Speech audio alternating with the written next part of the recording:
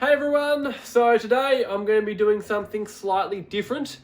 As many of you would have seen, I recently returned from a road trip around my original home state of New South Wales, and of course I saw plenty of waterfalls, so I thought I may as well compile what I believe to be the top 10 in New South Wales.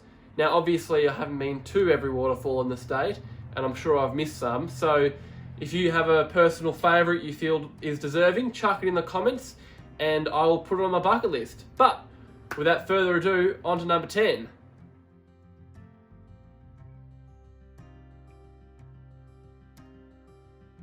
Karakarong Falls is a very unique waterfall, being one of the rare falls in Australia that plunges directly into the sea with a 30-metre twin plunging drop in Royal National Park just sort of south of Sydney. The falls are accessed by an 8-kilometre return hike from Waterfalls Beach. It's a really pretty hike, and if you visit during the right season you might even be able to spot whales, as we did during our trip. So with all that considered, it's a very unique experience and I kind of had to sneak it on the list.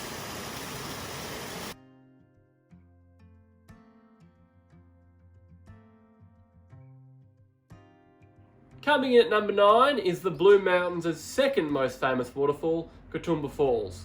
The Blue Mountains have no shortage of tall, cliff diving waterfalls, and Katoomba Falls without doubt is at the very top echelon of these.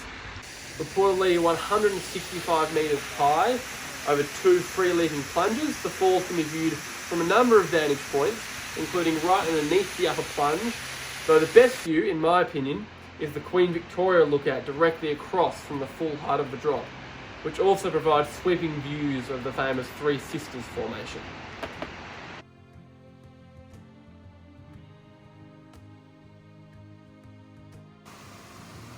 Narrowly trumping Katoomba Falls in the Blue Mountains stakes is Wentworth Falls, quite possibly the most famous waterfall in the state.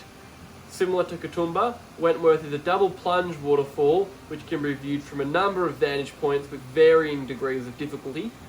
The most popular and best track takes you to the base of the upper tier of the falls, which plunge over a really unusual, almost spherical appearing jutting out rock.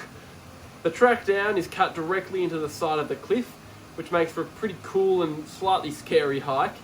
The only thing holding Wentworth Falls back from a higher place on the list is the rock slide induced track closure, which has prevented me from getting a clean view of the lower falls on either of my visits here.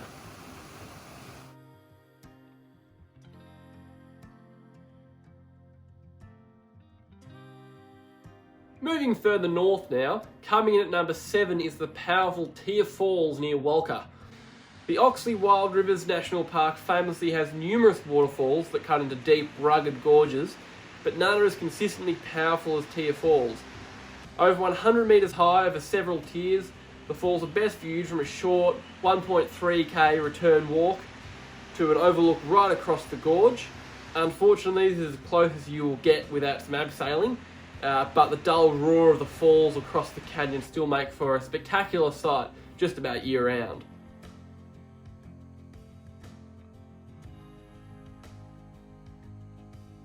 A short drive up the road from Tear Falls is the famous Apsley Falls, a 2-tiered waterfall featuring spectacular precipitous gorge scenery.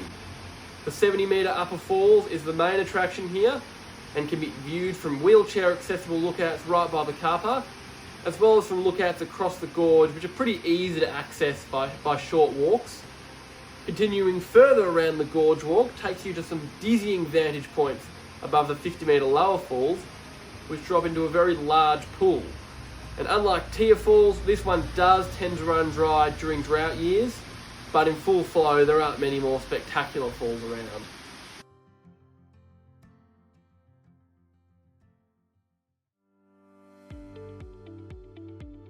Coming in at number 5 is the towering Gerringong Falls in the Southern Highlands near Robertson.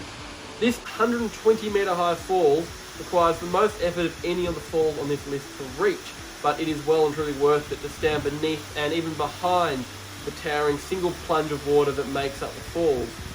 9 kilometres each way of walking, or preferably bike riding, takes you to the top of the falls, and from here it is a very, very challenging scramble down an unofficial trail to the pool and overhanging cliffs at the base of the falls.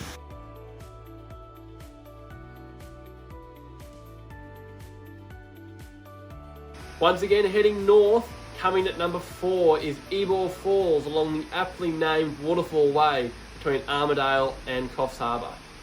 This waterfall plunges over 2 tiers of basalt ledges formed by ancient lava flows, which give each tier interesting and unique characteristics. The 63-metre lower falls plunges over a sheer overhang, while the 27-metre upper falls has a photo-friendly rippling characteristic as it cascades over the basalt columns. An easy walk connects both falls from a pair of car parks, so this is one that can be pretty easily enjoyed by everyone.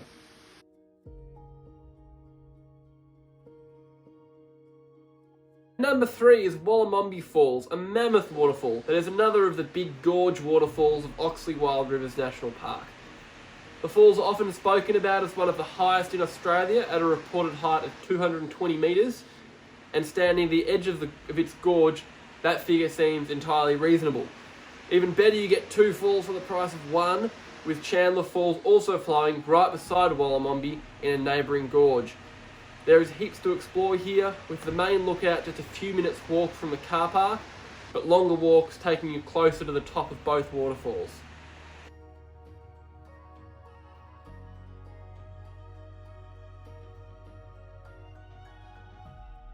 At number 2 is, in my opinion, the standout best of the numerous waterfalls in the Southern Highlands region, and that's Belmore Falls.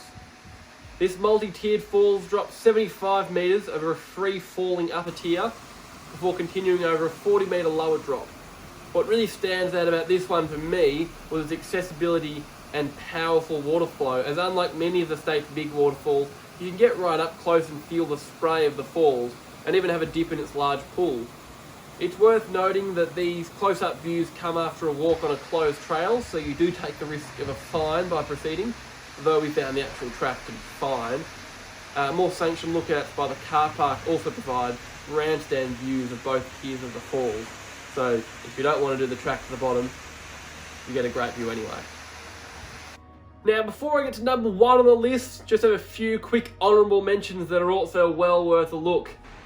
Fitzroy Falls is one of the state's most famous waterfalls, and I can definitely see why with its enormous single plunge, though what held it back for me was the fact that the creek suffers from regulation upstream, so it's been a little on the wimpy side both times I've been there. Another honourable mention is Carrington Falls, also in the Southern Highlands, which is an impressive Y-shaped waterfall on the Kangaroo River. Now, being on the major river for the area, it's the one I recommend visiting most if there's a drought. And the last honourable mention I have is Dandara Falls in Gibraltar Range.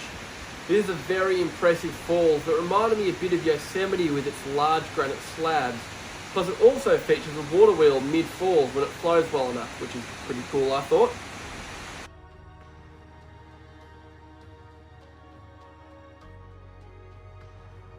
In my view, the clear standout waterfall in New South Wales is the giant Ellenborough Falls inland from Port Macquarie.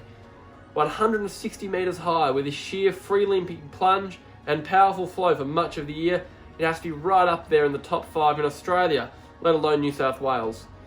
There are 3 excellent lookouts to check out the falls from: a wheelchair accessible platform looking down on the falls near the car park, a direct view from across the gorge, which is an easy 10-minute walk, and a 641-step staircase that leads to grandstand views under the falls, where you can really feel the spray and power of the enormous waterfall.